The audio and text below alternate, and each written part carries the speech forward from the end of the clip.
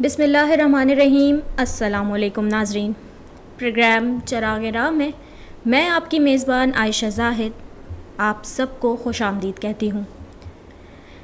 رمضان المبارک کے پرکیف لمحات میں احادیث و اقوال کی روشنی میں بہترین زندگی گزارنے کے کچھ رہنما اصولوں کے ساتھ حاضر خدمت ہوں۔ ناظرین، آج میں اپنے پروگرام میں کچھ منتخب کردہ احادیث آپ کے سامنے پیش کروں گی۔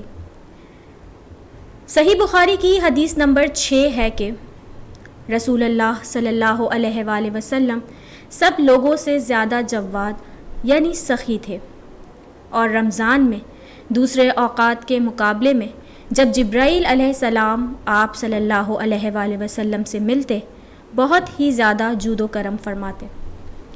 جبرائیل علیہ السلام رمضان کی ہر رات میں آپ صلی اللہ علیہ وآلہ وسلم سے ملاقات کرتے اور آپ صلی اللہ علیہ وآلہ وسلم کے ساتھ قرآن کا دورہ کرتے۔ غرض نبی کریم صلی اللہ علیہ وآلہ وسلم لوگوں کو بھلائی پہنچانے میں بارش لانے والی ہوا سے بھی زیادہ جود و کرم فرمایا کرتے تھے۔ ناظرین، رسول اللہ صلی اللہ علیہ وآلہ وسلم کا فرمان ہے کہ اسلام کی بنیاد 5 چیزوں پر قائم کی گئی ہے۔ 1، گواہی دینا کہ اللہ کے سوا کوئی معبود نہیں۔ 2، اور بے شک محمد صلی اللہ علیہ وآلہ وسلم اللہ کے سچے اور آخری رسول ہیں۔ 3، نماز قائم کرنا اور زکوٰۃ ادا کرنا۔ 4، حج کرنا۔ 5، اور رمضان کے روزے رکھنا۔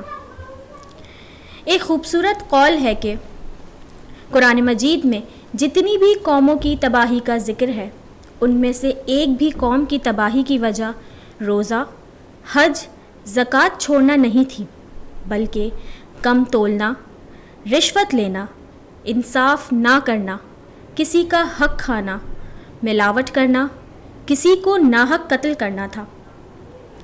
ناظرین، اگر سادہ الفاظ میں کہوں تو سارا معاملہ حقوق العباد کا تھا۔ ایسی ہی خوبصورت باتوں اور اقوال کو ہم اپنے پروگرام چراغ راہ کا حصہ بناتے رہیں گے۔ آپ سے ملاقات ہوگی اگلے پروگرام میں، تب تک کے لیے مجھے دیجیے اجازت۔ اللہ حافظ۔